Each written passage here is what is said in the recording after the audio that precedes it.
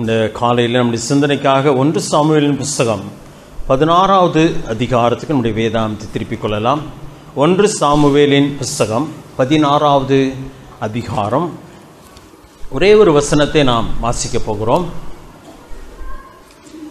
1 சாமுவேலின் புஸ்தகம் 16வது அதிகாரம் 13வது வசனம். அப்பொழுது சாமுவேல் தைல கொம்பை எடுத்து அவனை அவன் சகோதரர் நடுவிலே அபிஷேகம் பண்ணினான். அந்நாள் முதற்கொண்டு கர்த்தருடைய ஆவியானவர் தாவீதின் மேல் வந்து இறங்கியிருந்தார். சாமுவேல் எழுந்து ராமாவுக்கு போய்விட்டான். யாரை பற்றி இந்த அதிகாரத்தில் வாசிக்கிறோம்? சாமுவேலை பற்றி வாசிக்கிறோம். இந்த வசனத்தில் தாவீதை பற்றி வாசிக்கிறோம். தாவீது அபிஷேகம் பண்ணப்படுகிறதை வாசிக்கிறோம். அடுத்த வசனத்தில் தான் சவுலை பற்றி வாசிக்கிறோம். சரியா?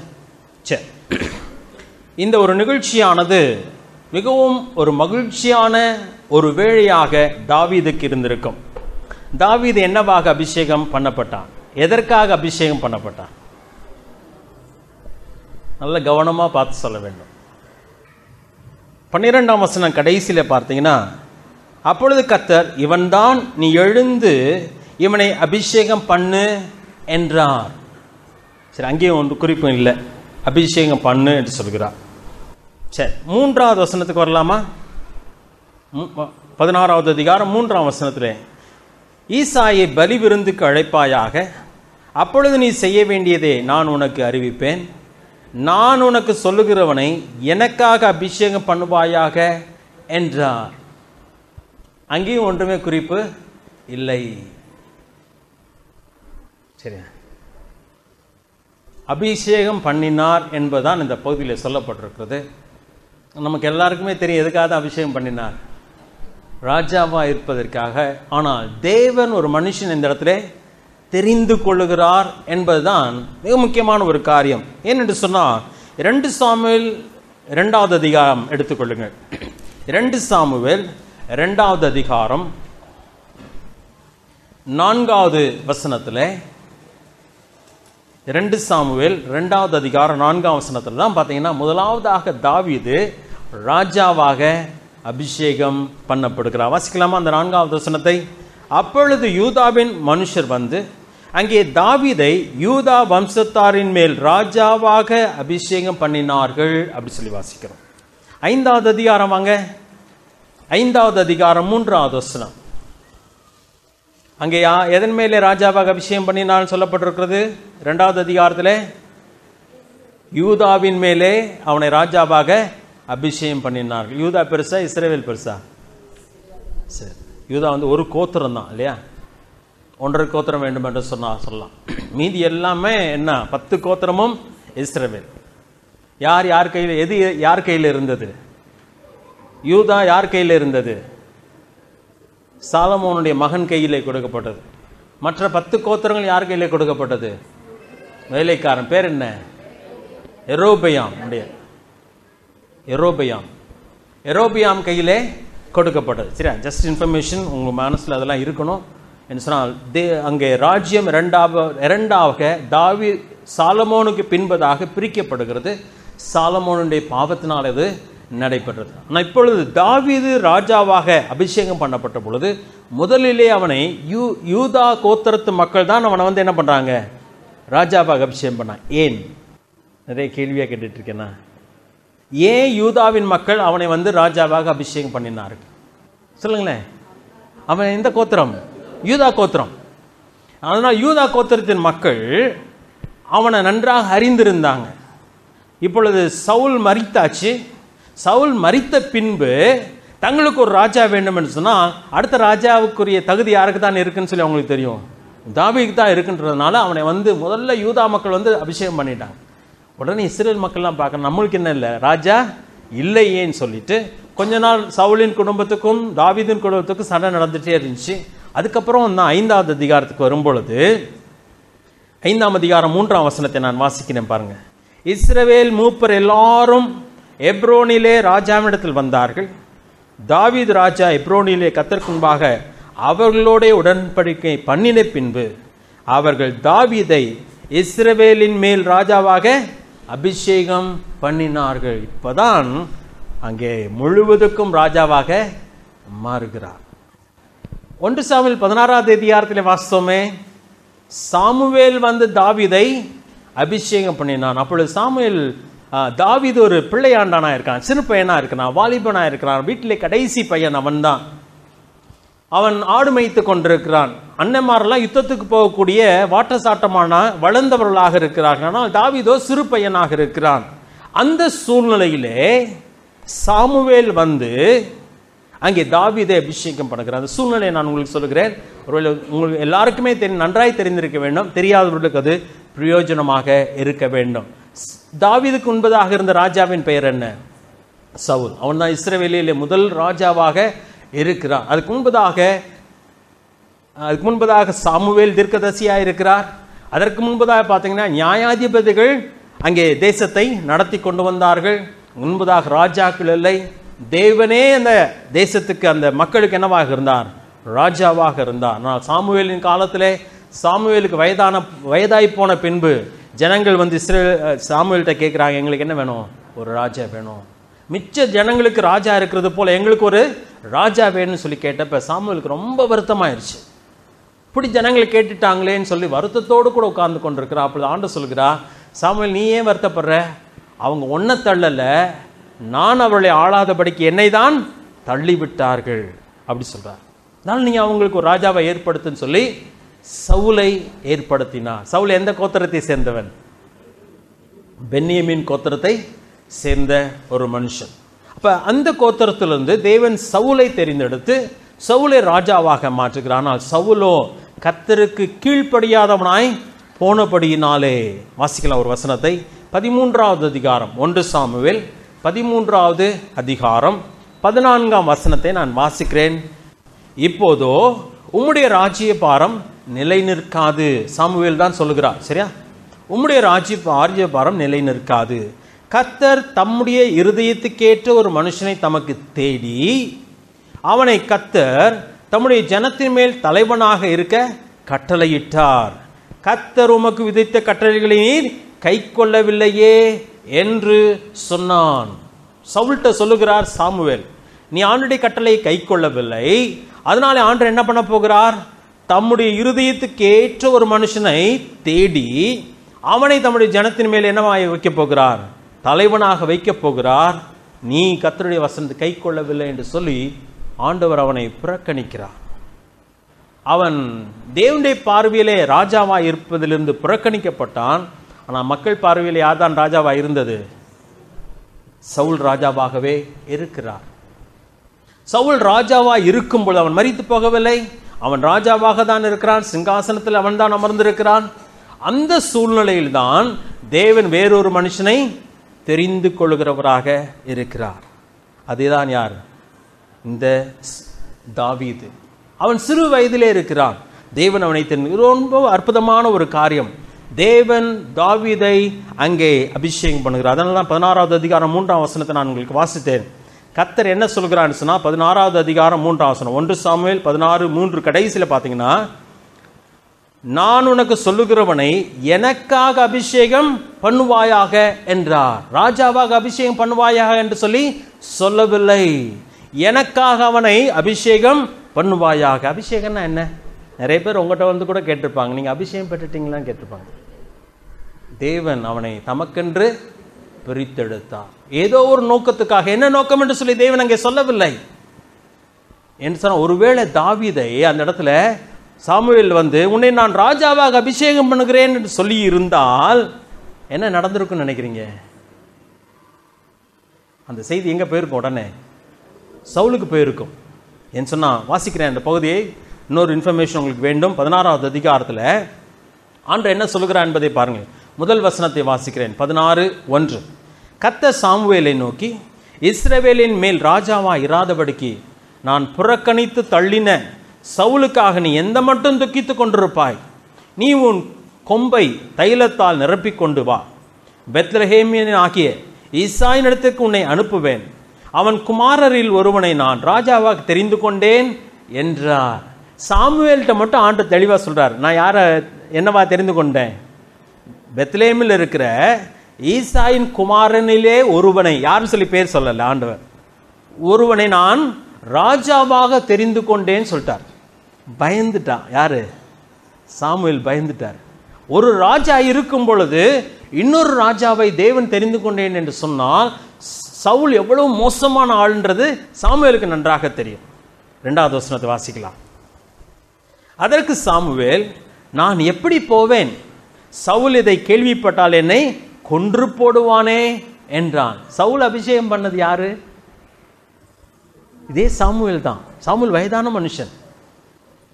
இப்பொழுது சாதாரணமாக கழுத தொலைஞ்சு போச்சுன்னு தேடி வந்த ஒருத்தனை பிடிச்சி இந்த சாமுவேல் தான் ராஜாவாக அபிஷேகம் பண்ண, இந்த சாமுவேல் இப்போ யாரை பார்த்து பயப்படுறாரு? சவுலை பார்த்து பயப்படுற. என்ன, சவுல் ரொம்ப மோசமான ஒரு மனுஷன். இதுக்கு பின்னதாக நடக்க போகிற நிகழ்ச்சினா 80 ஆசாரியர்களை அவன் கொலை செய்தான். தாவீதுக்கு ஒருவன் உதவி செய்தான் என்பதற்காக அந்த குடும்பத்திலிருந்து 80 ஆசாரியர்களை கொலை செய்தான். ஆசாரியர்கள் யாருமே கொலை செய்ய மாட்டாங்க. அவன் கூட ஒருத்தன் சொல்றான், போய் அவன் மேல விழுந்து கொலை செய்யும் சொன்னப்ப, ஐயோ நான் அவங்கள கொலை செய்ய மாட்டேன்னு சொல்லி தயங்குகிறான். ஆனா இன்னொருத்தன் போய் கொலை செஞ்சான். ஆசாரியர்கள் மேலே கை போட மாட்டாங்க. ஆனா சவுல் 80 ஆசாரியர்களை கொலை செய்தான். அதனால சாமுவேலுக்கு நன்றாய் தெரியும் சவுல் எவ்வளவு மோசமான ஒரு நபர் என்று சொல்லி பயப்படுகிறேன் என்று சொன்னான். அப்ப ஆண்டவர் ஒரு ஐடியா சொல்றாரு பாருங்களேன். சில காரியத்தை ஞானமா தான் செய்யணும். அதுக்கு பேர் பொய் அல்ல, ஞானம். வாசிக்கலாமா? கொன்று போடுவானே என்றான். 2ஆம் வசனம் நடுவில். அப்பொழுது கர்த்தர், நீ ஒரு காளையை கையோடே கொண்டு போய் கர்த்தருக்கு பலியிட வந்தேன் என்று சொல்லி ஈசாயை பலி விருந்துக்கு அழைப்பாயாக. அப்பொழுது நீ செய்ய வேண்டியது நான் உனக்கு அறிவிப்பேன். நான் உனக்கு சொல்லுகிறவனை எனக்காக அபிஷேகம் பண்ணுவாயாக என்றார். என்ன அழகா ஐடியா கொடுக்கிறார் ஆண்டவர். பொய் சொல்றார் ஆண்டவரே? இல்லைங்க, ஞானமா செய்ய சொல்லுகிறார். என்று சொன்னால் ஒருவன் ராஜாவாக அங்கே சிங்காசனத்தில் அமர்ந்து கொண்டிருக்கிறான், வெறி பிடித்தவனாக இருக்கிறான்.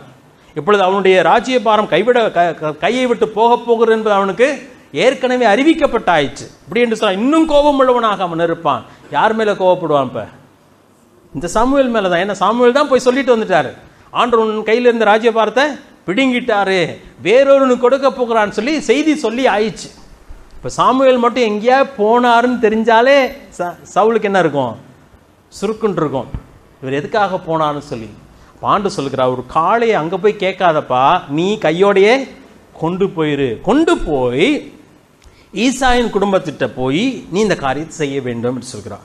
4ஆம் வசனத்தை வாசிக்கிறேன். கர்த்தர் சொன்னபடியே சாமுவேல் செய்து பெத்லெஹேமுக்கு போனான். இப்ப பெத்லெஹேம் யாருடைய ஊர்? யாருடைய ஊர் அது? தாவீதினுடைய ஊர். இயேசு கிறிஸ்து எங்கே பிறந்தார்? பெத்லெஹேமிலே பிறந்தார். தாவீதின் குமாரனாகிய இயேசு கிறிஸ்து அங்கேதான் அவர் பிறந்தார். அதனால்தான் யோசேப்பும் மரியாளும் தங்கள் பெயரை பதிவு செய்வதற்காக எங்க வந்தாங்க? இந்த பெத்லெஹேமுக்கு வருகிறாங்க. அந்த பெத்லெஹேமில் அவர்கள் இருக்கும் பொழுதுதான் யார் பிறந்தது? இயேசு கிறிஸ்து பிறந்தார். ரட்சகர் எங்கேதான் பிறந்தாக வேண்டும்? பெத்லெஹேமிலே பிறக்க வேண்டும் என்பது தேவனுடைய சித்தம். அதனால்தான் அவங்க அங்கே போனார்கள். அங்கே போன பொழுது குழந்தை பிறந்தது. ஆனா இந்த உண்மையை அங்கே தீர்க்க தரிசனத்தில் இருந்தது. ரட்சகர் பெத்லெஹேமிலே பிறக்க வேண்டும், தாவீதின் ஊரிலே பிறக்க வேண்டும் என்பது எல்லாருக்கும் தெரியும். ஆனா இயேசு கிறிஸ்து எந்த ஊர்ல வளர்ந்தார்? நாசரேத் ஊரிலே வளர்ந்தார். அதனால்தான் அவருக்கு என்ன பேரு? நாசரேத்தூரை சேர்ந்த நசரேயன் என்று சொல்லி பேர். அதனால்தான் இயேசு கிறிஸ்து நிறைய பேர் ஏத்துக்கல. இவர் ரட்சகர்னு சொன்னா கர்த்தர் மேசியா எங்கிருந்தான் வர வேண்டும்? பெத்லெஹேமில் வர வேண்டுமே. இவர் எந்த ஊரை சேர்ந்தவர்? நாசரேத்தை சேர்ந்திருக்கிறாரே. அப்படியானால் இவர் நாசரேத்திலிருந்து ஒரு நன்மை உண்டாக முடியுமோ? யார் கேட்டது? நாத்தான் கேட்கிறான். சரியா? அங்கே கேட்கிறான், நாசரேத்திலிருந்து ஒரு நன்மை பிறக்க முடியுமோ என்று சொல்லி கேட்கிறான். ஆண்டவர், நான் பெத்லெஹேமில் தான்ப்பா பிறந்தேன், வளர்ந்தது தான்ப்பா நாசரேத்தூர் ஆண்டு சொல்லவே இல்லை. ஆண்டு சொல்றாரு, என் வார்த்தைகளினாலே என்னை நம்பு, என் வார்த்தைகளை நீ நம்பாவிட்டாலும் கூட என் செய்கைகளை நீ நம்பலாமே என்று சொல்லி கேட்கிறார். இன்னைக்கு அப்படிதாங்க. நிறைய பேருக்கு நிறைய விளக்கெல்லாம் கொடுக்க வேண்டிய அவசியம் இல்லைங்க. கர்த்தர் நல்லவர் என்பதை ருசித்து பாருங்கள். ருசித்து பார்த்த மக்கள் ஏராளம் இந்த உலகத்திலே உண்டு. நேற்றைய தினத்தில் ஒரு பண்டிகை நடந்தது. அதை தெய்வம் என்று சொல்லி வணங்கி கொண்டிருக்கிறார்கள். மழை பெய்தால் கரைந்து போகும், கடைசியில் அவங்களும் தண்ணியில் தான் தூக்கி கொண்டு போட போகிறான். அதற்கு கொடுக்கிற பக்தியும் அதற்கு கொடுக்கிற தெய்வீக தன்மையும் பார்க்கும் பொழுது அதை ஒரு மனுஷன் தெய்வமாக காண முடியும் என்று சொன்னால், தெய்வமாக அவனால் ஏற்றுக்கொள்ள முடியும் என்று சொன்னால், ஏன் ஐயா இதை ஏற்றுக்கொள்ள முடியாது? இதில் என்ன குறை இருக்கிறது? நாசரேத்தூரிலே வந்ததுன பிறந்தது வளர்ந்தார் என்பதனாலே யாரை வேண்டான்னு சொல்லிட்டாங்க? இயேசு கிறிஸ்துவை வேண்டான்னு சொன்னாங்க. ஆனால் உண்மை என்ன சொன்னால், அவர் பெத்லகேமிலே பிறந்தவர் தான். ஆனால் அந்த உண்மை ஆண்டவர் மறைச்சிட்டார், கடைசி வரைக்கும் மறைச்சிட்டார். ஆனால் வேதத்திலே அது எழுதப்பட்டும் இருக்கு. இன்றைக்கு நமக்கோ அற்புதமான ஒரு காரியம். சரி, நான் இல்லை வேறு பக்கத்தில் போய்விட்டேன். இப்போ 4வது வசனத்தில் நாம் வாசித்தோம். அங்கே போகிறார். எந்த ஊருக்கு போகிறார்? பெத்லகேமுக்கு போகிறார். சாமுவேல் அந்த காளையோடு கூட புறப்பட்டு போகிறார். 4ஆம் வசனத்தின் பின்பகுதி, அப்பொழுது அவ்வூரின் மூப்பர் தத்தளிப்போடே வந்து அவனுக்கு எதிர்கொண்டு வந்து, நீர் வருகிறது சமாதானமா என்றார்கள். வழக்கமாக ரவுண்ட்ஸில் இருப்பார், ஒவ்வொரு ஊரா சாமுவேல் போய் கொண்டிருப்பார். இப்போ திடீர்னு சொல்லி எங்கே போகிறார்? பெத்லகேமுக்கு போகிறார். காளையோடு கூட வருகிறார். பயந்துட்டாங்க அந்த ஊரினுடைய மூப்பர்கள். நீங்கள் வந்தது சமாதானம் தானான்னு சொல்லி கேட்குறாங்க. ஆமாம், சமாதானம் தான். 5ஆம் வசனம், அதற்கு அவன், சமாதானம் தான், கர்த்தருக்கு பலியிட வந்தேன். நீங்கள் உங்களை பரிசுத்தம் பண்ணிக்கொண்டு என்னோட கூட பலி விருந்துக்கு வாருங்கள் என்றான். அப்ப அந்த விருந்தில் யாரெல்லாம் இருந்தது? அந்த ஊர் மூப்பொருளும் இருந்திருக்கிறார்கள். சரிதானே? சரி, இந்த 5ஆம் வசனத்துடைய பின்பகுதி, மேலும் ஈசாயையும் அவன் குமாரரையும் பரிசுத்தம் பண்ணி அவர்களை பலி விருந்துக்கு அழைத்தான். அப்ப யாரெல்லாம் இருந்தது? சாமுவேல், ஈசாய், அவனுடைய பிள்ளைங்க, அதுக்கப்புறம் அந்த ஊர் மூப்பர்களும் இருந்தார்கள். அப்பதான் முதல்ல அவங்கெல்லாம் ரெடியாகி வந்த உடனே ஈசாயினுடைய மூத்த குமாரன் எலியாபை பார்த்த உடனே 6வது வசனத்தை வாசிக்கிறேன். அவர்கள் வந்தபோது அவன் எலியாபை பார்த்த உடனே, கர்த்தரால் அபிஷேகம் பண்ணப்படுபவன் இவன் தானாக்கும் என்றான். இதெல்லாம் மனசுல தான் நினைத்திருக்க வேண்டும், வெளியே சொல்லவில்லை. 7வது வசனம், கர்த்தர் சாமுவேலை நோக்கி, நீ இவனுடைய முகத்தையும் இவனுடைய சரீர வளர்ச்சியும் பார்க்க வேண்டாம். நான் இவனை புறக்கணித்தேன். மனுஷன் பார்க்கிறபடி நான் பாரேன். மனுஷன் முகத்தை பார்ப்பான், கர்த்தரோ இருதயத்தை பார்க்கிறார் என்றான். ஆண்டவர் இல்லைன்றார். அப்ப நல்ல வாட்ட சாட்டமான வாலிபன். ஆனால் பார்த்த உடனே சாமுவேலுக்கு என்ன தோணிருச்சு? இவன் தான் அப்படின்னு நினைக்கிறார். இல்லப்பான்ட்டார். 8வது வசனம், அப்பொழுது ஈசாய் அபினதாபை அழைத்து அவனை சாமுவேலுக்கு முன்பாக கடந்து போக பண்ணினான். அவன் இவனையும் கர்த்தர் தெரிந்து கொள்ளவில்லை என்றான். ஈசாய் சம்மாவையும் கடந்து போக பண்ணினான். அவன் இவனையும் கர்த்தர் தெரிந்து கொள்ளவில்லை என்றான். 10வது வசனம், இப்படி ஈசாய் தன் குமாரில் 7 பேரை சாமுவேலுக்கு முன்பாக கடந்து போக பண்ணினான். பின்பு சாமுவேல் ஈசாயை பார்த்து, கர்த்தர் இவர்களில் ஒருவனையும் தெரிந்து கொள்ளவில்லை என்று சொல்லி, உன் பிள்ளைகள் இவ்வளவுதானா என்று ஈசாயை கேட்டான். அதற்கு அவன், இன்னும் எல்லாருக்கும் இளையவன் ஒருவன் இருக்கிறான், அவன் ஆடுகளை மேய்த்து கொண்டிருக்கிறான் என்றான். அப்பொழுது சாமுவேல் ஈசாயை நோக்கி, ஆள் அனுப்பி அவனை அழைப்பி, அவன் இங்கே வரட்டும், நான் வருமட்டும் நான் பந்தி இருக்க மாட்டேன் என்றான். பாருங்களேன், வீட்டில் எல்லாத்தையும் பரிசுத்தம் பண்ணி ஒரு பெரிய காளையே அடித்து விருந்து ரெடி ஆயிடுச்சு, சாப்பிடணும் இப்போ அடுத்தது. ஆனால் யாரை கூப்பிடல? கடைசி பையன், சின்ன பையன், அவனை கூப்பிட்டா அப்புறம் ஆடை யாரை மேய்க்கிறது? அதனால எங்கே விட்டுட்டாங்க அவனை? விருந்து கூட கூப்பிட்டா வேணா கறியை கொண்டா கொஞ்சம் மிச்சம் வச்சுக்கலாம், அப்புறமா சாப்பிடட்டும் அப்படின்னு நினச்சிருக்கலாம். கூப்பிடல. ஆனால் ஆண்டவர் யாரை தான் தெரிந்து கொண்டார்? தாவீது தான் தெரிந்து கொண்டார். கடைசி பையன், சிறு பையன். ஒரு ரொம்ப முக்கியமாக அவனை எண்ணவே இல்லை. நான் நினைக்கிறேன் 8 பிள்ளைங்கள 7 பிள்ளைங்க இருந்தவொடனே 8வது மறந்துட்டாங்களோ நம்ம தெரியல. ஒருத்தன் வெளியே இருக்கிறான்றதே மறந்தாச்சோ நம்ம தெரியல. கூப்பிடவே இல்லை. அப்போதான் சாமுவேல் கேட்குறான், இன்னொரு யாரும் இருக்காங்களா, இவ்வளோதானா பிள்ளைங்கன்னு சொல்லிக்கிட்டு, இல்லை ஒருத்தன் சின்னவன் இருக்கிறான், அவன் கடைசி பையன், ஆடு மேய்ச்சிட்டு இருக்கான். சொன்னேன், அவனை கூப்பிடு, அது வரைக்கும் நான் சாப்பிட மாட்டேன்னு சொல்லிட்டான். 12வது வசனம், ஆள் அனுப்பி அவனை அழைப்பித்தான். அவன் சிவந்த மேனியும் அழகிய கண்களும் நல்ல ரூபமுள்ளவனுமாயிருந்தான். அப்பொழுது கர்த்தர், இவன்தான், நீ எழுந்து இவனை அபிஷேகம் பண்ணு என்றார். சரி, இந்த வர்ணனை கொடுத்துருக்கு பார்த்தீங்களா தாவீதை பற்றி. ஆனால் இது யார் பார்த்த வர்ணனை? சாமுவேலுடைய கண்ணில் பட்ட வர்ணனை. சரியா? ஆனால் ஆண்டவர் எப்படி வர்ணனை பார்த்தார்? ஏற்கனவே வாசித்தோம் இல்லையா? 13வது அதிகாரத்தில் 14ஆம் வசனத்தில் பார்த்தீங்கன்னா, கர்த்தர் தம்முடைய இருதயத்துக்கு ஏற்ற ஒரு மனுஷனை தமக்கு தேடி அப்படி சொல்லப்பட்டிருக்கு. சரி, பின்னதாக சில காரியங்கள் நான் சொல்லுகிறேன். இது சாமுவேலுடைய கண்ணிலே பட்ட காட்சி.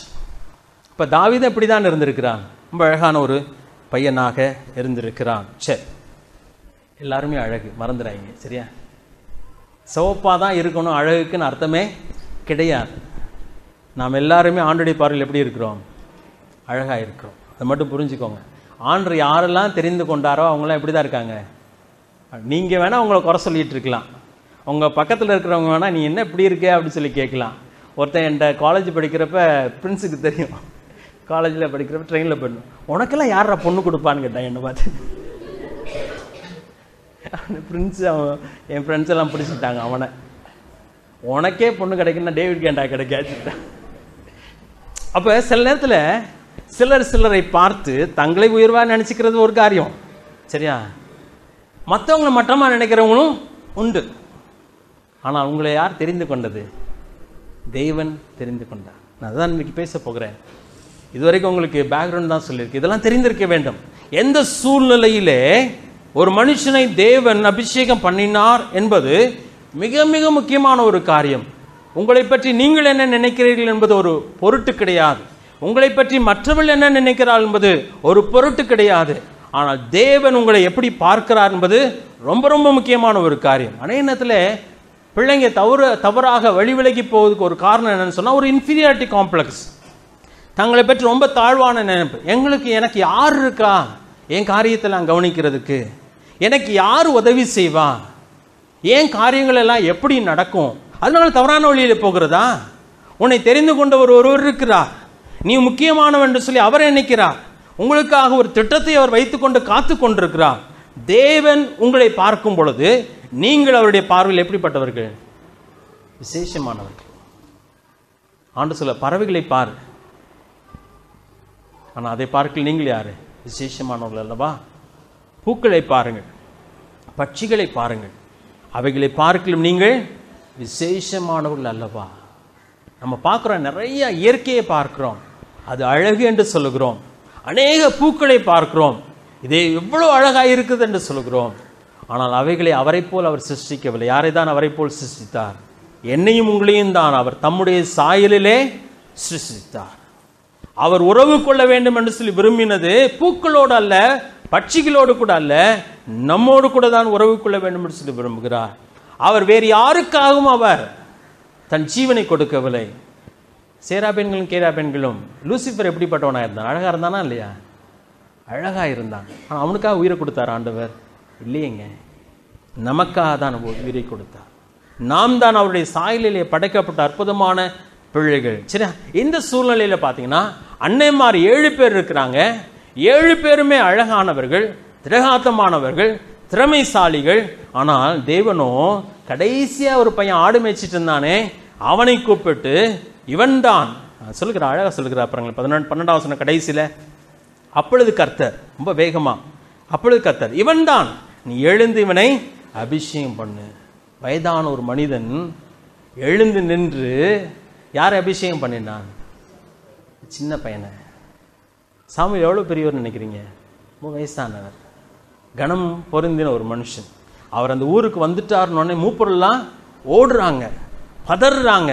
என்னங்க நீங்க வந்திருக்கிறீங்கன்னு சொன்னா, அவ்வளவு முக்கியமான ஒரு நபர். ஆனா ஆண்டு சொல்றாரு, சாமுவேல் எழுந்து என்ன பண்ணு, அவனை அபிஷேகம் பண்ணு. உங்களையும் நீ யார் அபிஷேகம் பண்ணினது? தேவன். அவர் நம்மை தெரிந்து கொண்ட. இந்த இடத்துல பார்க்கும் பொழுது தாவீது ராஜாவாக இந்த இடத்துல அபிஷேகம் பண்ணப்படவில்லை. ஆனால் தேவன் தாவீதை தமக்காக அபிஷேகம் பண்ணினார். தமக்கு சொந்தமாய் இருக்கும்படியாக, தம்முடைய பணிக்காக, தான் தெரிந்து கொள்வதற்காக அவனை பிரித்தெடுக்கிற அபிஷேகம் என்று சொன்னாலே பிரித்தெடுக்கப்படுதல் தான். தேவன் நம்ம இந்த உலகத்திலிருந்து, உலகத்தின் மக்களில் இருந்து, கோடிக்கணக்கான மக்களின் மத்தியிலிருந்து என்னையும் உங்களையும் அவர் என்ன பண்ணியிருக்கிறார்? பிரித்தெடுத்திருக்கிறார். மறந்துடாதீங்க, அபிஷேகம் என்று சொன்னாலே அதுதான். ஒருவேளை அன்றைக்கு சில மனிதர்களை சில பணிக்காக அவர் அபிஷேகம் பண்ணினார். ஆனால் புதிய ஏற்பாட்டிற்குள்ளே வரும் பொழுது ஆண்டவராக இயேசு கிறிஸ்துவின் மேலே யாரெல்லாம் விசுவாசம் வைக்கிறார்களோ அவர்கள் எல்லாரையும் அவர் அபிஷேகம் பண்ணுகிறார். எந்த வசனம்? எபேசியர் 1வது அதிகாரம் 13வது வசனம். எபேசியர் 1வது அதிகாரம் 13வது வசனம் வாசிக்கிறேன். நீங்கள் உங்கள் ரட்சிப்பின் சுவிசேஷமாகிய சத்திய வசனத்தை கேட்டு விசுவாசிகள் ஆனபோது வாக்குத்தத்தம் பண்ணப்பட்ட பரிசுத்த ஆவியால் அவருக்குள் முத்திரை போடப்பட்டீர்கள். இதெல்லாமே அபிஷேகத்துக்குள்ளாய் வருகிற ஒரு காரியம். வெவ்வேறு பதங்கள் அங்கே பயன்படுத்தப்பட்டிருக்கிறது. அபிஷேகம் பண்ணினவர் ஒருவர் தான், அவர் தான் நம்மை அபிஷேகம் பண்ணினார். ஒருவேளை அன்றைக்கு அபிஷேகம் பண்ணது எப்படி பண்ணியிருப்பாங்கன்னு நினைக்கிறீங்க? 133ஆம் சங்கீதம் எடுத்துக்கலாமா? அங்கே தாவீது ரொம்ப அழகாக ஆரோனின் அபிஷேகத்தை பற்றி அங்கே அழகாக சொல்லுகிறார். 133ஆம் சங்கீதம். இங்கேயும் கூட தாவீதினிடத்தில் சாமுவேலிடத்தில் ஆண்டவர் சொல்கிறார், உன் கொம்பை தைலத்தினாலே நிரப்பிக்கொண்டு போ என்று சொல்லுகிறார். இந்த தைலம் நிச்சயமாக இது வாசனை தைலமாக இருந்திருக்க வேண்டும், விசேஷமான ஒன்றாக இருந்திருக்க வேண்டும். அதை நிரப்பிக்கொண்டு போ என்று சொல்லுகிறார். இந்த 133ஆம் சங்கீதத்தில் தாவீது மிகவும் அழகாக அந்த காரியத்தை சொல்லுகிறான். அந்த 3 வசனம் தான் இருக்கிறது, அதை நான் வாசிக்கிறேன் பாருங்கள். முதல் 2 வசனங்களை கூட வாசிக்கலாம். இதோ சகோதரர் ஒருமித்து வாசம் பண்ணுகிறது, எத்தனை நன்மையும் எத்தனை இன்பமுமாயிருக்கிறது. அது ஆரோனுடைய சிரசின் மேல் ஊற்றப்பட்டு அவனுடைய தாடியிலே வடிகிறதும் அவனுடைய அங்கிகளின் மேல் இறங்குகிறதுமான நல்ல தைலத்துக்கும் ஒப்பாயிருக்கிறது. அப்ப மேலே ஊற்றுகிறான், தலையிலே சிரசின் மேல் ஊற்றப்படுகிறது. அது அப்படியே வழிந்து தாடியின் வழியாக வந்து எங்க வருது? அது ரொம்ப மகிழ்ச்சியான ஒரு நேரம். யாரை அபிஷேகம் பண்ணினார்கள் ஆசாரியனாக? ஆரோனை மோசே அபிஷேகம் பண்ணினான். அப்ப ஆரோன் அங்கே ஆசாரியர்களாக சிலர் அபிஷேகம் பண்ணப்பட்டார்கள், ராஜாக்களாக அபிஷேகம் பண்ணப்பட்டார்கள். அதே காரியத்தை நீங்க இங்க 1 சாமுவேல் 8வது அதிகாரம் எடுத்துக்கோங்க. மன்னிக்கணும், 10வது அதிகாரம். 1 சாமுவேல் 10வது அதிகாரத்தில் சவுல் அங்கே அபிஷேகம் பண்ணப்படுகிறார். 1 சாமுவேல் 10வது அதிகாரம் 1 வசனம். அப்பொழுது சாமுவேல் தைல குப்பையை எடுத்து அவன் தலையின் மேல் வார்த்து அவனை முத்தம் செய்து, கர்த்தர் உன்னை தம்முடைய சுதந்திரத்தின் மேல் தலைவனாக அபிஷேகம் பண்ணினார் அல்லவா என்று சொல்கிறார். அப்ப தைலத்தை தலையின் மேல் ஊற்றுகிற ஒரு பழக்கம் அன்றைக்கு அபிஷேகத்தின் நேரத்தில் இருந்தது. அதுதான் அபிஷேகத்தின் அடையாளமாக இருந்தது. உங்களுக்கும் எனக்கும் என்ன ஊற்றப்பட்டது? பரிசுத்த ஆவியானவர். அங்கே வாசிக்கும் பொழுது பரிசுத்த ஆவியானவர் நமக்கு முத்திரையாக இங்கே கொடுக்கப்பட்டார். பரிசுத்த ஆவியானவருடைய தேவனுடைய அன்பு நமக்குள்ளே ஊற்றப்பட்டதுன்னு சொல்லி அதே பகுதியில் நான் வாசிக்கிறோம். தேவனுடைய அன்பு நமக்குள்ளே ஊற்றப்பட்டது. ஆவியானவர் நமக்குள்ளே வந்து தங்குகிறார். அவர் அங்கே தங்குகிற காரியமானது நமக்கு அச்சாரமாக, முத்திரையாக, அச்சாரமாக அங்கே நமக்கு கொடுக்கப்பட்டிருக்கிறது. அவர் நமக்குள்ளே வாசம் பண்ணுகிறார். அப்ப எதனாலே தேவன் நம்மை அபிஷேகம் பண்ணினான்? பரிசுத்த ஆவியானவராலே நாம் அபிஷேகம் பண்ணப்பட்டோம். என்னவாக அபிஷேகம் பண்ணப்பட்டீர்கள்? என்னவாக அபிஷேகம் பண்ணப்பட்டீங்க? சொல்லுங்க வாலிபர்கள், நீங்கள் ஆண்டவருடைய பிள்ளையானால் நீங்கள் என்னவாக அபிஷேகம் பண்ணப்பட்டிருக்கீங்க? முணங்குறது சத்தம் தான் கேட்குது, சத்தமா கேட்கல. ராஜாக்களும் ஆசாரியர்களுமாக நம்மை மாற்றி இருக்கிறார். ஆனா நீங்க ராஜாவா? அப்படி தெரியல. உண்மைதான், நம்ம அவரோடு கூட ஒரு நாளிலே அரசாள போகிறோம் என்பது உண்மைதான். இன்றைக்கும் நாம் அவருக்கும் மனிதர்களுக்கும் இடையிலே நின்று பணி செய்ய அழைக்கப்பட்டிருக்கிறோம். ஆசாரியர்களாக அவருடைய சமூகத்தில் எந்த நேரத்திலும் கிட்டி சேரும் சாக்கியத்தை நமக்கு கொடுத்திருக்கிறார். அவருடைய சமூகத்திலே நாம் போகத்தக்கதான கிருபையை கொடுத்திருக்கிறார். ஆனால் இந்த இடத்துல தாவீது அபிஷேகம் பட்டது போல தேவன் எதற்காக நம்மை அபிஷேகம் பண்ணினார் என்று சொன்னால், அந்த பகுதிக்கு வரலாமா? மறுபடியும் 1 சாமுவேல் 16வது அதிகாரம் 3ஆம் வசனத்தில் வாசித்தோம். ஆண்டு சொல்கிறார், நான் உனக்கு சொல்லுகிறவனை எனக்காக அபிஷேகம் பண்ணுவாயாக என்று சொல்கிறார். தேவன் நம்மை அபிஷேகம் பண்ணியிருக்கிறார். யாருக்காக அபிஷேகம் பண்ணியிருக்கிறார்? அவருக்காக. இந்த இடத்துல தாவீது ராஜாவாக மாறவே இல்லை. ஆடு மேய்த்து கொண்டிருக்கிற அவன் யாருக்காக அவன் தெரிந்து கொள்ளப்பட்டு விட்டான்? தேவனுக்காக. நான் நினைக்கிறேன் ஆண்டவருக்கு தெரியும், அடுத்தது யாருக்கு தெரியும்? சாமுவேலுக்கு தெரியும். நான் நினைக்கிறேன் தாவீதுக்கு இது தெரியவே தாவீதுக்கோ தாவீதின் குடும்பத்திற்கோ அந்த ஊர் மூப்பொருளுக்கோ தெரிந்திருந்தால் செய்தி எங்க போயிருக்கும்? சவுலுக்கு போயிருந்திருக்கும். இது சொல்லப்படவே இல்லை. அப்படி என்னால் தாவீதுக்கு தெரியாதே தான் ராஜாவாக அபிஷேகம் பண்ணப்பட்டிருக்கிறார் என்பது தெரியும். ஆனால் தேவன் அவனை தெரிந்து கொண்டிருக்கிறார். அப்படியே நான் இன்றைக்கு என்னை உங்களின் தேவன் தமக்கென்று பிரித்தெடுத்திருக்கிறார். ஒரு அற்புதமான ஒரு காரியங்க. இத்தனை பேர் சந்தோஷப்படுறீங்க. நீங்க யாருக்கு சொந்தம்? இப்ப ஆண்டவருக்கு சொந்தம். எதற்காக சொந்தம்? ஏதோ ஒன்றை உங்கள் மூலமாக அவர் செய்ய போகிறார். நீங்க ஒருவேளை உங்கள் பார்வையிலே நீங்கள் சிறியவர்கள், உங்கள் குடும்பத்தின் பார்வையிலே நீங்கள் அற்பமானவர்கள். அதாவது கடைசி பையன் நான் பிறந்துட்டா அவன் பண்ண சேட்டெல்லாம் யாருக்கு தெரியும்? அவங்க அப்பா அம்மாவுக்கு மட்டும் தெரியாது, அண்ணன்மார் முழுசுக்கும் தெரியும். அப்ப கடைசி வரைக்கும் அவன் யாரு தான்? சிலத்துல கல்யாணம் கட்டின பின்னாடி அவன் யாரு தான்? கொர்ற அப்படின்றாங்க. ஏன்னா சின்ன பையன் அவன். ஆனால் அவன் யார்? தேவனால் தெரிந்து கொள்ளப்பட்ட ஒரு மனுஷன். ஒன்று யோசிச்சு பாருங்க, கோடிக்கணக்கான மக்கள் இருக்கிறாங்க, நம்மை விட பலசாலிகள், நம்மை விட ஞானிகள், நம்மை விட நல்லவர்கள் இருக்கிறார்கள். ஆனால் யாரை தான் தேவன் தெரிந்து கொண்டிருக்கிறார்?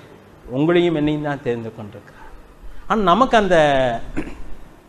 அதனுடைய மகிழ்ச்சி இன்னும் முழுமையாக கிடைக்கல. ஏன்னு சொன்னால் நமக்கு நாம் எதற்காய் தெரிந்து கொள்ளப்பட்டிருக்கிறோம் என்பது நமக்கு இன்னும் தெரியலை. அதனால தான் நம்ம சந்தோஷப்பட ஆரம்பிக்கலை. உண்மையாகவே நாம் உணர்வோம் என்று சொன்னால் அவருக்காக நாம் தெரிந்து கொள்ளப்பட்ட மக்கள். இந்த ஸ்பாட்ல இருந்து பார்த்தீங்கன்னா ஒரு காரியம் நடக்க போகிறதா நான் பின்னதாக நான் சொல்லுகிறேன். 13ஆம் வசனத்தை மறுபடியும் நான் வாசிக்க போகிறேன்.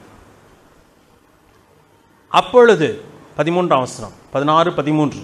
அப்பொழுது சாமுவேல் தைல கொம்பை எடுத்து அவனை அவன் சகோதரர் நடுவிலே அபிஷேகம் பண்ணினான். யார் நடுவிலே?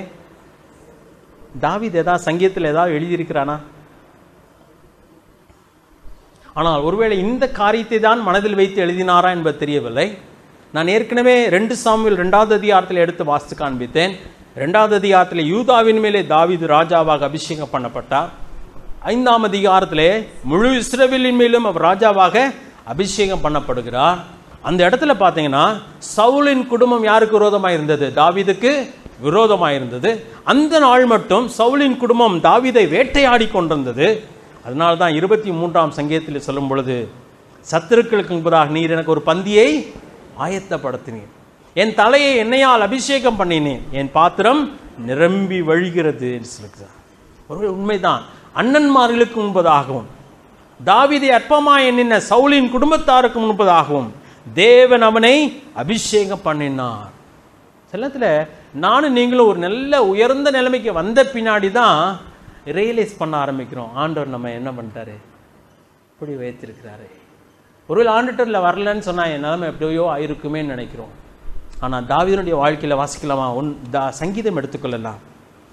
சங்கீதம் 22 ஒரு தீர்க்க தரிசன சங்கீதம் இருந்தாலும் கூட தாவீதின் சங்கீதம் தான் அது. அங்கே அவர் சொல்லும் பொழுது ரொம்ப அற்புதமான ஒரு காரியம். இதுதான் உங்களுடைய வாழ்க்கை, என்னுடைய வாழ்க்கையில் உண்மை.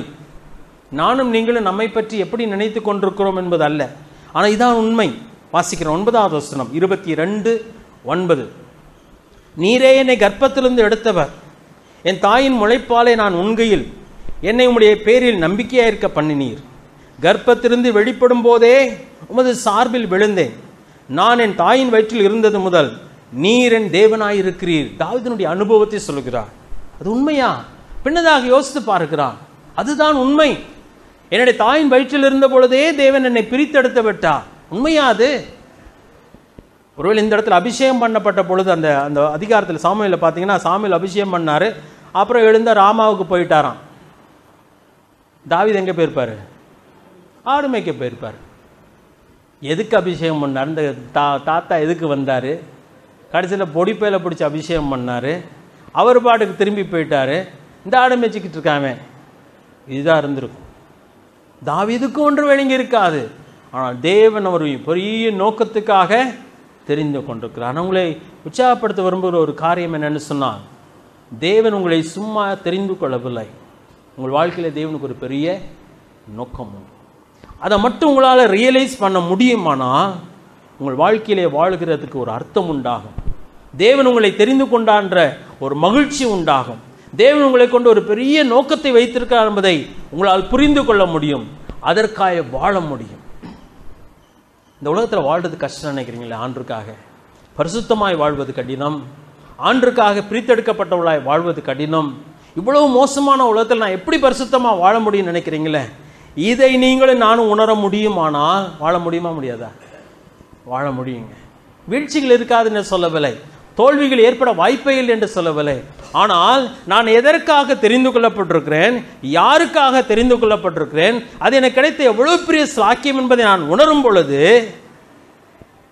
நான் இந்த அற்பமான காரியத்துக்கு என்னால் என்னை விட்டு கொடுக்கவே முடியாது. அநேகத்தில் நான் ஏன் இருக்கிறேன்னு தெரியாதனால தான் அநேகத்தில் பல கவர்ச்சிகளுக்கு நான் இழுக்கப்பட்டு போகிறேன். தேவன் நம்மை தெரிந்து கொண்டிருக்கிறார். ரொம்ப அற்புதமான ஒரு காரியம். அதோடு கூட அவன் சகோதர நடுவில் அவனை அபிஷேகம் பண்ணினான். யோசிச்சு பாருங்களேன், உங்கள் வீட்டில் எத்தனை பேர் இருக்கீங்க? நான் இடத்துல இப்போ ஆயத்தம் இருந்தப்போ என்னை பற்றி நான் பலமுறை யோசிச்சிருக்கிறேன். ஆனால் ரஞ்சித்தை பற்றி யோசித்தேன். அவன் உங்கள் வீட்டில் கடைசி.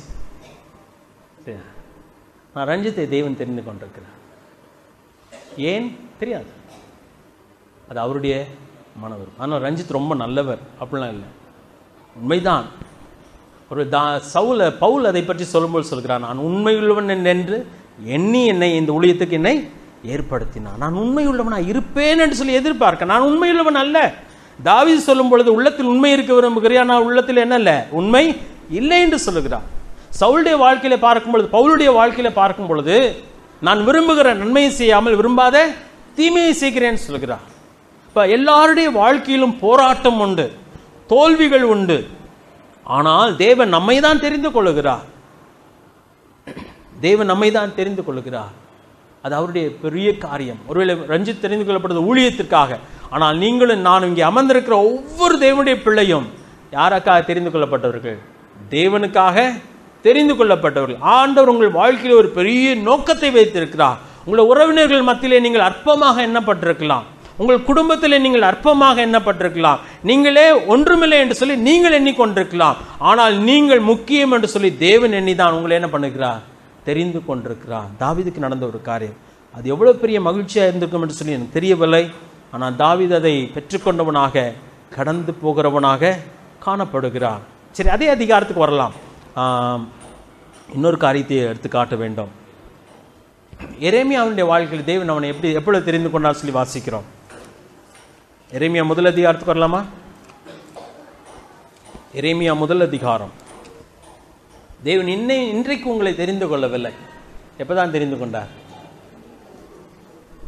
பவுல் அதை சொல்லும்போது உலக தோற்றத்துக்கு முன்பே நம்மை தெரிந்து கொண்டேன்னு சொல்கிறார். இங்கே எரேமியாவை பற்றி வாசிக்கலாம். எரேமியா முதலாவது அதிகாரம் 5வது வசனத்தை நான் வாசிக்கிறேன். நன்றாய் கவனியுங்கள். தேவனுடைய பிள்ளைகளாய் நீங்கள் இருப்பது தேவனால் தெரிந்து கொள்ளப்படுவதை விட வேறொரு பெரிய பாக்கியம் இந்த உலகத்திலே கிடையாது. 5வது வசனத்தை வாசிக்கிறேன். நான் உன்னை தாயின் வயிற்றில் உருவாகும் முன்னே உன்னை அறிந்திருக்கிறேன்.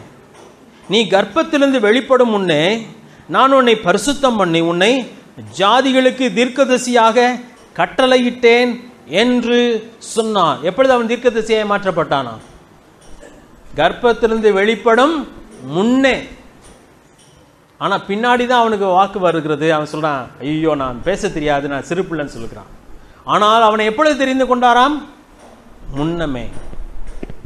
தேவன் உங்களை எதற்காய் தெரிந்து கொண்டார் எனக்கு தெரியாது, உங்களுக்கும் தெரியாது, என்னால் விளக்கி சொல்ல முடியாது. ஆனால் தேவனுக்கு ஒரு நோக்கம் இல்லாமல் உங்களை தெரிந்து கொள்ளவே இல்லை.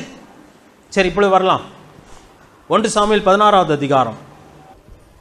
சாமுவேல் தாவீதை அபிஷேகம் பண்ணிவிட்டு போய்விட்டார்.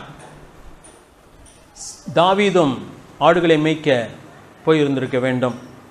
வழக்கம் போல காரியங்கள் அதன் பின்பதாக நடந்து கொண்டிருக்கிறது. அண்ணன்மாரு கூட கேள்வி பண்ணியிருக்கலாம், என்னடா என்னமோ பெரிய இதெல்லாம் நடந்துச்சு அப்படின்னு சொல்லியிருக்கலாம். தாவீதுக்கு அது விளக்கமே சொல்லியிருக்க முடியாது. 14ஆம் வசனத்துக்கு வரும் பொழுது கர்த்தருடைய ஆவி சவுலை விட்டு நீங்கினார். சரி, மன்னிக்கவும், 13ஆம் வசனத்தில் ஒரு காரியத்தை நான் சொல்லாமல் இருந்துட்டேன். சரியா? 13ஆம் வசனம் கடைசியில கர்த்தருடைய ஆவியான தாவீதின் மேல் வந்து இறங்கினார். யார் அவனுடைய வாழ்க்கையை ஆளுகை செய்ய ஆரம்பித்தது? அந்த நாளிலிருந்து ஆவியானவர். கர்த்தர் ஆளுகை செய்ய ஆரம்பித்தார். அதான் நம்முடைய வாழ்க்கையில் நடந்து கொண்டிருக்கிறது. அந்த ஆளுகைக்கு நானும் நீங்கள் என்ன பண்ணணும்? விட்டு கொடுக்க வேண்டும். நாம் நம்மை ஆளக்கூடாது. வேறு யாரோ நம்மை ஆளவும் அனுமதிக்க கூடாது. யார் தான் ஆள வேண்டும்? என்னையும் உங்களையும் கர்த்தர் ஆள வேண்டும். அவர் ஆளணும்னா நான் நீங்கள் என்ன செய்யணும்? இதான் இருக்கு இல்லையா? அவருடைய வசனத்தை வாசிக்க வேண்டும். ஆண்டுகிட்ட ஆலோசனை கேட்கணும். ஆண்டவரே, நான் என்ன செய்ய வேண்டும்? நான் என்ன செய்ய சித்தமாக இருக்கிறீர்? நம்முடைய வழியில் என்னை அனுதினமும் நடத்தும் என்று சொல்லி நம்மை அனுதினம் ஒப்பு கொடுத்து போகும்பொழுது அவர் நம்மை அழகாய் வழி நடத்தி கொண்டே வருவார். மனுஷீகத்து நிமித்தமாக சில தோல்விகள், வீழ்ச்சிகள் ஏற்படலாம்.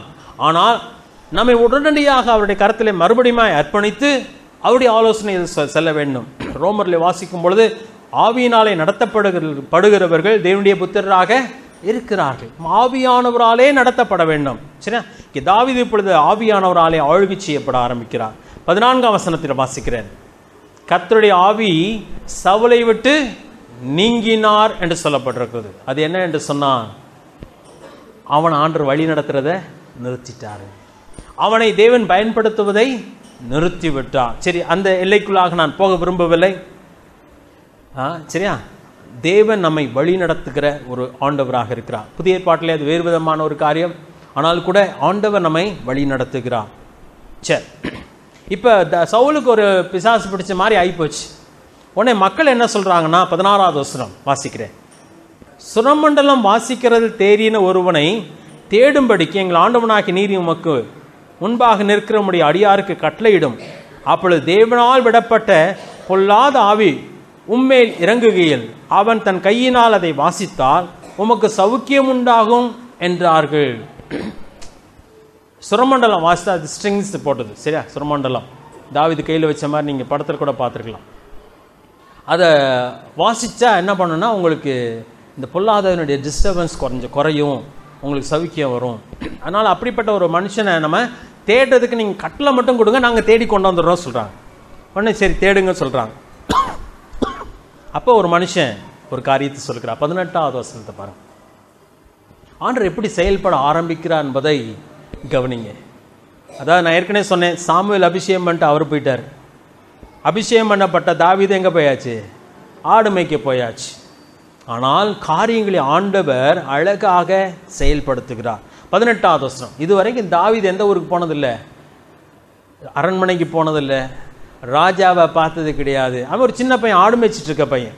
ஆனால் இப்போ பார்த்தீங்கன்னா 18ஆம் வசனத்தில், அப்பொழுது அந்த வேலைக்காரரில் ஒருவன் பிரதியுத்தரமாக, இதோ பெத்லகேமியன் ஆகிய ஈசாயின் குமாரன் ஒருவனை கண்டிருக்கிறேன்.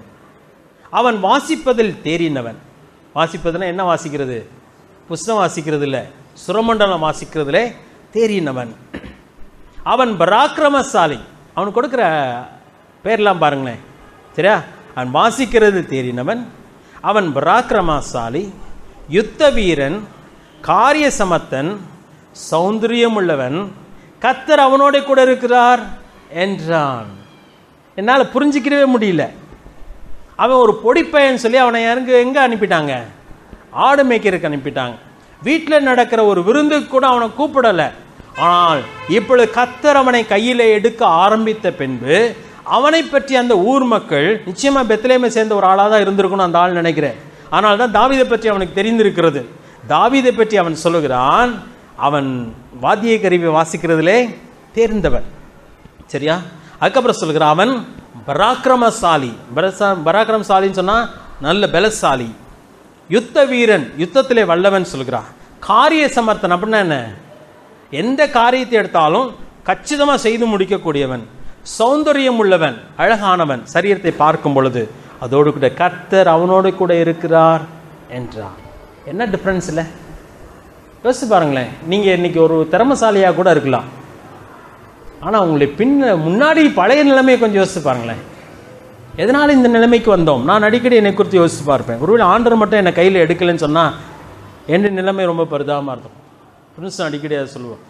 ஆண்டுக்குள்ளே வந்ததுனாலே, தேவன் நம்மை அவருடைய கையில் எடுத்ததுனாலே எவ்வளவோ பெரிய காரியங்களை செய்யக்கூடிய ஒரு கிருபையை தேவன் நமக்கு கொடுத்திருக்கிறார்.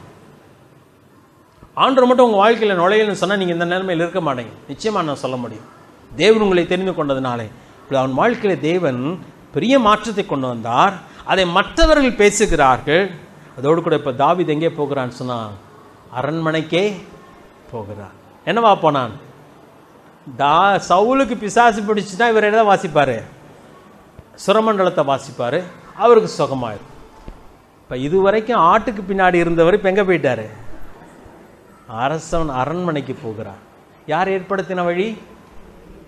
அண்ணன்மார் கூட கேலி பண்ணியிருக்கேன். நாங்களாவது பலசாலிகள் யுத்தத்துக்கு போயிட்டு வரோம், நீ எங்கே போகிற, உன்னை போய் அபிஷேகம் பண்ணிட்டு போகிற இந்த வயசான ஆள் அப்படின்னு சொல்லியிருக்கலாம். ஆனால் தேவன் ஒரு பெரிய திட்டத்தை செய்கிறார்.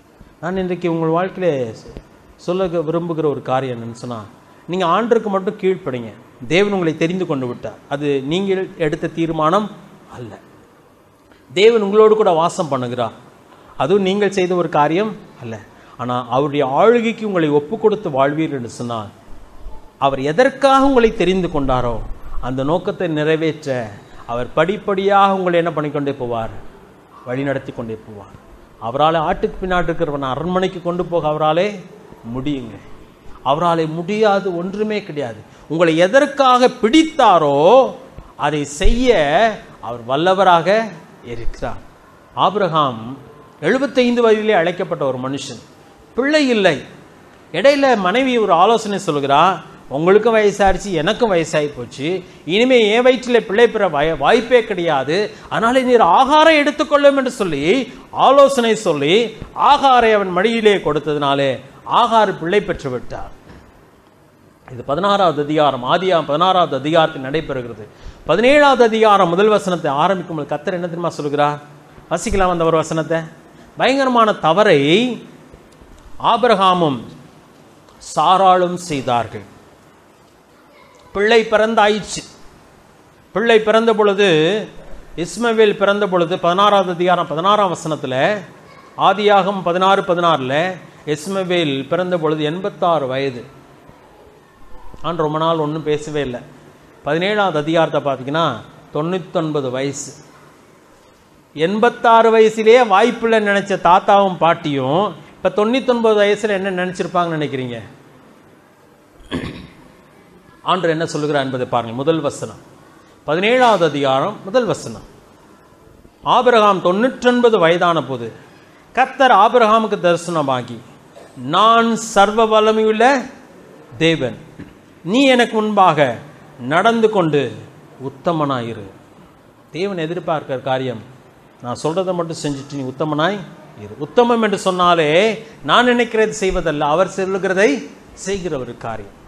நடந்தாலும் நடக்காட்டினாலும், எனக்கு கல்யாணம் நடந்தாலும் நடக்காட்டினாலும், எனக்கு பிள்ளை பிறந்தாலும் பிறக்காட்டினாலும், எனக்கு நான் ஆசைப்பட்டது எனக்கு கிடைச்சாலும் கிடைக்காட்டினாலும், என் தேவனுக்கு பிரியமாய் நான் நடப்பேன் என்று சொல்லுகிற ஒரு தீர்மானம் தான் உத்தமமான ஒரு தீர்மானம். அப்படிப்பட்ட ஒரு உத்தமம் காணப்படும் என்று சொன்னால் ஆண்டவர் சொல்கிறார், நான் சர்வ வல்லமையுள்ள தேவன், நான் நினைத்ததை செய்வேன், நான் சொன்னதை செய்து முடிப்பேன், உன்னை எதற்காக பிடித்தனோ அதை என் வாழ்க்கையில் உன் வாழ்க்கையில் நான் நிறைவேற்றியே தீருவேன் என்று சொல்லுகிறார். அற்புதமான ஒரு காரியம். எப்படி நடக்கும் எனக்கு தெரியாது, உங்களுக்கு தெரியாது. ஆனால் தேவன் அதை செய்ய வல்லவராக இருக்கிறார். அதை ஒரு மனுஷன் நம்பும் பொழுது தேவன் அதை அவன் வாழ்க்கையிலே நிறைவேற்றியே தீருவார். நம்மிடத்தில் தேவன் எதிர்பார்க்கிற ஒரே ஒரு காரியம் உத்தமம். அவர் கீழ்ப்படிய விரும்புகிறார். அவரை நம்ப எதிர்பார்க்கிறார். அவர் சொல்வதை மட்டும் செய்து கொண்டிருக்கிற ஒரு அடிமையாக, தாழ்மையுள்ள ஒரு ஊழியக்காரனாக தேவன் நம்மிடத்தில் எதிர்பார்க்கிறார். அப்படி செய்து கொண்டு போவோம் என்று சொன்னால் அவர் உங்களை ஒரு பொழுதும் கைவிட மாட்டார். சபையை நம்பாதீங்க, மனுஷனை நம்பாதீங்க. சபை உங்களை அழைக்கவும் இல்லை, போதகர் உங்களை அழைக்கவும் இல்லை. யார் தான் உங்களை அழைச்சது? தேவன் அழைத்திருக்கிறார். அவரை மட்டும் பிடித்துக் கொள்ளுங்கள். இது நாம் வளரக்கூடிய ஒரு வீடு, கற்றுக்கொள்ளக்கூடிய ஒரு பள்ளிக்கூடம், அவ்வளவுதான். ஆனால் உங்களை அழைத்தவர் கர்த்தர். அவரை நீங்கள் பிடித்துக் கொள்வீர்கள் சொன்னால் அவர் ஒரு பொழுது உங்களை கைவிடவே போகிறதில்லை. சபையார் உங்களுக்கு உதவி செய்யாமல் கூட போகலாம், சபையார் உங்களை மறந்து கூட போகலாம். அவர்கள் மனிதர்கள் தானே. போதகர் உங்களுக்கு செய்ய வேண்டிய கடமையை செய்யாமல் போகலாம், அவரும் மனிதன் தானே. ஆனால் உங்களை அழைத்தவர் யார்? கர்த்தர். அவர் ஒரு பொழுதும் உங்களை கைவிட போகிறதே கிடையாது. ஒரு சில வார்த்தைகளை நான் வாசித்து, தாவீதை தேவன் எப்படியெல்லாம் கொண்டு போய் காரியங்களை செய்கிறார் என்பதை சொல்ல விரும்புகிறேன். சரியா? ஒரு குறிப்பு சொல்றேன். 16வது அதிகாரம் 18ஆம் வசனத்தை வாசித்தோம். தாவீதை பற்றி ரொம்ப அற்புதமான ஒரு சர்டிபிகேட் அந்த இடத்துல. அந்த ஊரை சேர்ந்தவனா இருந்திருக்கலாம், யாரோ ஒருவன் சொல்லுகிறான். 17வது அதிகாரத்துல தாங்க தாவீது யாரை கொல்லுகிறான்? கோலியாத்தை கொல்லுகிறான். அப்ப இந்த சர்டிபிகேட் அவனுக்கு எப்ப கிடைச்சிச்சு? அதுக்கு முன்னாடியே கிடைச்சிருச்சு. அவன் பராக்கிரமசாலி, யுத்த வீரன், காரிய சமர்த்தன் சொல்லுகிறது அதுக்கு முன்னதாக கிடைத்த ஒரு பெரிய காரியம். தாவீதிட்ட போய் கேட்டிருந்தா, ஏன்பா நீ யுத்த சமர்த்தனா, நீ பராக்கிரமசாலியான்னு சொன்னா முழிச்சிருப்பான். ஒருவேளை யாரோ தெரியாம சொல்லியிருப்பாங்க போல, அப்படி சொல்லியிருக்கலாம். ஆனா ஒருவேளை நம்முடைய வாழ்க்கையில கூட அப்படி இருக்கலாம். அது சிலருக்கு ரொம்ப தங்களை பற்றி ரொம்ப உயர்வான எண்ணம் உண்டு, சிலருக்கு தங்களை பற்றி ரொம்ப தாழ்வான எண்ணமும் உண்டு. பைபிள் சொல்கிற காரியம், உங்களை குறித்து எண்ண வேண்டிய அளவுக்கு மிஞ்சி எண்ண வேண்டாம் சொல்லணும். நம்ம தாழ்வாகவும் எண்ண வேண்டாம், உயர்வாகவும் எண்ண வேண்டாம். தேவன் உங்களை தெரிந்து கொண்டா தேவன் உங்களை வழி நடத்துவார். சில வசனங்கள் வாசிக்கலாமா? 18வது அதிகாரம் வந்துடலாம். தாவீதுக்கின் சுரமண்டலம் வாசிக்க சவுலுக்கு சுகமாயிடுச்சு. அதனால் சவுலுக்கு ரொம்ப பிரியம், வீட்டிலேயே தங்கிக்கோப்பான்னு சொல்லிட்டார். 3ஆம் வசனத்தை வாசிக்கிறேன். 18வது அதிகாரம் 3ஆம் வசனம். யோனத்தான் தாவீதை தன் ஆத்துமாவை போல சிநேகித்ததினால் அவனும் இவனும் உடன்படிக்கை பண்ணி கொண்டார்கள். யாரோடு கூட உடன்படிக்கை ஏற்பட்டுருச்சு? ராஜாவின் மகனுக்கும் ஆடு மேய்ச்சிக்கிட்டு இருந்த ஒரு தாவீதுக்கும். நிறைய நேரத்தில் நீங்கள் பெரிய மனுஷனுடைய உறவை தேடி நாடி ஓடுறீங்களா? தயவுசெய்து ஓடாதீங்க. தேவன் அதை ஏற்படுத்தினார்ன்னு சொன்னால் அது அற்புதமான வருவார். 4 பேரை தெரிஞ்சு வச்சுட்டா தானே பிரதர் உலகத்தில் வாழ முடியும்.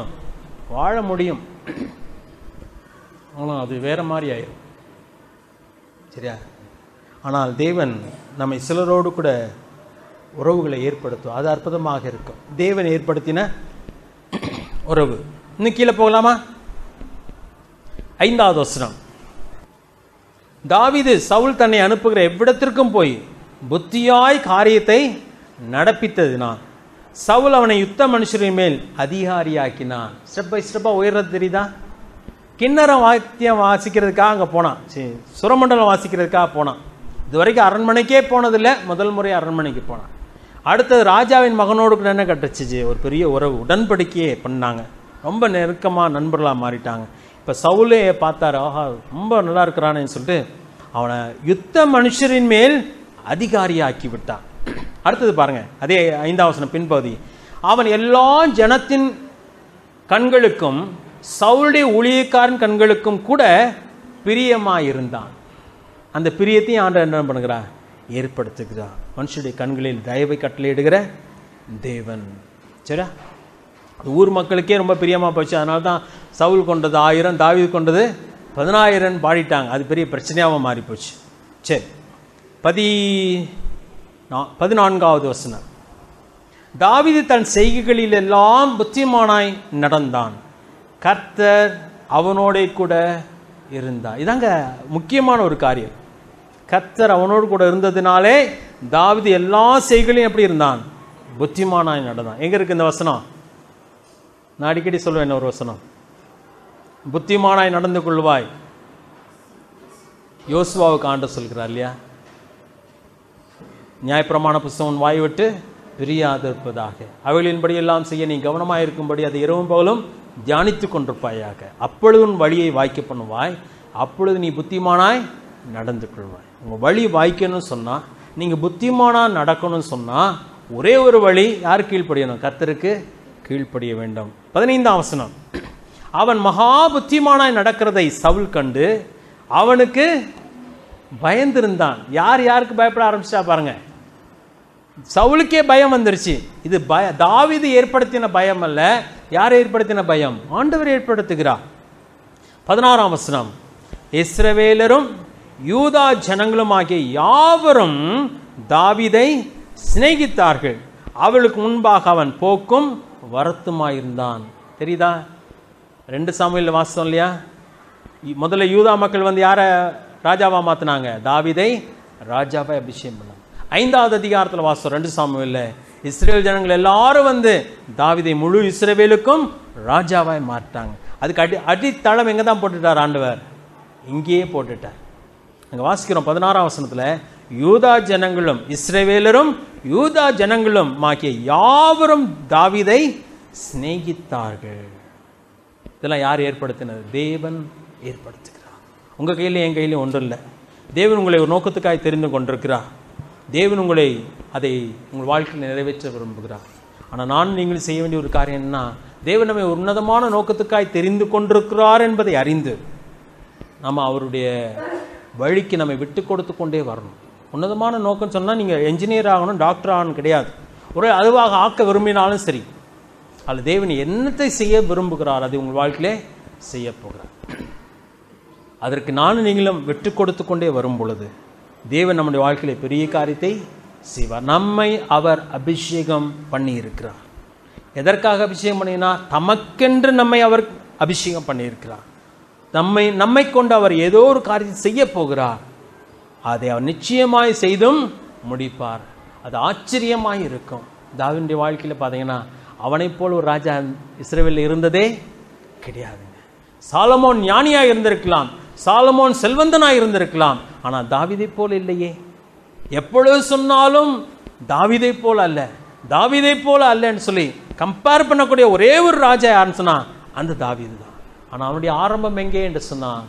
வீட்டிலே நடந்த விருந்துக்கு கூட அழைக்கப்படாத ஒரு சிறுவன், ஆடுகளை மேய்த்து கொண்டிருந்தவன். அவன் அபிஷேகம் பண்ணப்பட்டான். எதற்குத்தான் அபிஷேகம் பண்ணப்பட்டேன் என்பது கூட அவனுக்கு விளங்காத ஒரு சூழ்நிலை. அந்த வயதிலே அவன் இருந்தான். ஆனால் தேவனோ அவன் வாழ்க்கையில் எதற்காக அவனை அபிஷேகம் பண்ணினாரோ அந்த காரியத்தை நேர்த்தியாக நிறைவேற்றுகிறார். இடையில நிறைய காரியம் சொல்லிக்கொண்டே போகலாம். தாவீது வாழ்க்கையில் பார்த்தீங்கன்னா செத்து போவேன்னு நினைக்கக்கூடிய ஒரு சூழ்நிலை வந்துச்சா வரலையா அவனுக்கு? சவுல் என்னை கொன்று போடுவான் ஒரு நாளிலே என்று சொல்லி பயந்து நடுங்கி வேறொரு ராஜாட்ட போய் எச்செல்லாம் வலிச்சுக்கிட்டு பைத்தியக்காரனை போல நடித்து அதெல்லாம் நினச்சி பார்த்தீங்கன்னா அவன் வாழ்க்கையில் அவ்வளோ கடினமான வழியிலே தான் கடந்து போனான். தேவன் கைவிட்டாரா? தேவன் ஒரு பொழுது கைவிடலை. ஏன்னு சொன்னால் அழைத்தது தேவன். அதே போல் உங்கள் வாழ்க்கையில் நீங்கள் எப்படிப்பட்ட சூழ்நிலையில் கடந்து போனாலும், உங்களோடு கூட யாருமே இல்லை என்று நினைத்தாலும் கூட, உங்களை அழைத்தது அவராக இருக்கிறபடினாலே அவர் ஒரு பொழுது உங்களை கைவிடவே, அவரை மட்டும் பிடிச்சுக்கோங்க. அவர் உங்களை அழகாக நடத்தி உங்களை மேன்மைப்படுத்துவார். தேவன் தாம் இந்த வார்த்தைகளை ஆசீர்வதிப்பாராக. ஜெபம் செய்வோம். கண்களை மூடலாம். ஒரு நிமிஷம் யோசித்து பார்க்கலாம். தேவனுடைய ஆசீர்வாதத்துக்கு தடை நம்முடைய பாவம் மட்டும்தான். அவருக்கு கீழ்ப்படியாமல் போவோம் என்று சொன்னால் அது மாத்திரம் நம்மை சேதப்படுத்தும். மற்றபடி இந்த உலகத்தில் இருக்கிற கோடிக்கணக்கான மக்களை பார்க்கலாம் நீங்கள் விசேஷமானவர்கள். தேவன் உங்களை தெரிந்து கொண்டிருக்கிறார். உங்களை பற்றி உங்கள் வீட்டார் பாராட்டாமல் இருக்கலாம், உங்கள் உறவினர்கள் உங்களை பாராட்டாமல் இருக்கலாம், ஒருவேளை நீங்களே உங்களை பாராட்டாமல் இருக்கலாம். உங்களுடைய வீழ்ச்சிகள், உங்களுடைய தோல்விகள், உங்களுடைய கேவலமான காரியங்கள் உங்களுக்கு நினைவிலே இருக்கலாம். தேவன் அதை பார்க்கவில்லை. தேவன் உங்களை அபிஷேகம் பண்ணி இருக்கிறார். தேவன் உங்களை தமக்கண்டு தெரிந்து கொண்டிருக்கிறார். தேவன் உங்கள் வாழ்க்கையில் ஒரு பெரிய நோக்கத்தை நிறைவேற்ற விரும்புகிறார். அதற்காக அவர் காத்து கொண்டிருக்கிறார். உங்களை தாயின் கருவில் இருக்கும் பொழுதே அவர் உங்களை பிரித்தெடுத்து விட்டார். தாயின் கருவில் இருக்கும் பொழுதே உங்களை தீர்க்கதரிசியாக, ராஜாவாக, ஆசாரியனாக உங்களை அபிஷேகம் பண்ணிவிட்டார். எதற்காக அவர் தெரிந்து கொண்டாரோ அப்படியே உங்களை அவர் இன்றைக்கும் பார்த்து கொண்டிருக்கிறார். உங்களுக்கு ஒருவேளை அது தெரியாமல் இருக்கலாம். நீங்களும் நானும் விசேஷமானவர்கள், பாக்கியம் பெற்றவர்கள். உங்களை விட இந்த பூமியிலே விசேஷமானவர்கள் வேறு யாருமே கிடையாது. அப்படி இருக்கும் பொழுது ஏன் அசுத்தமானதை நோக்கி ஓட வேண்டும்?